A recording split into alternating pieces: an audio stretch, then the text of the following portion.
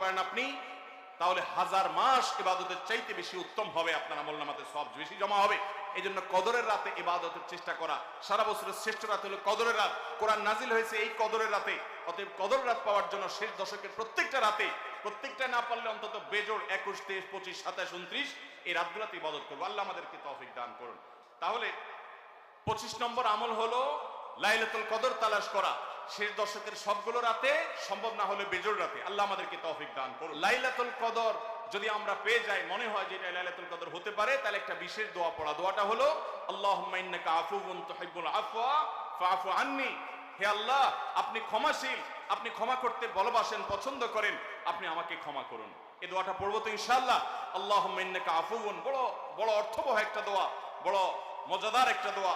আল্লাহুম্মা ইন্নাকা আফুউন, আল্লাহ আপনি তো ক্ষমাশীল, তুহিব্বুল আফওয়া, ক্ষমা করতে পছন্দ করেন, ফাআফু আন্নি, অতএব আমাকে ক্ষমা করুন।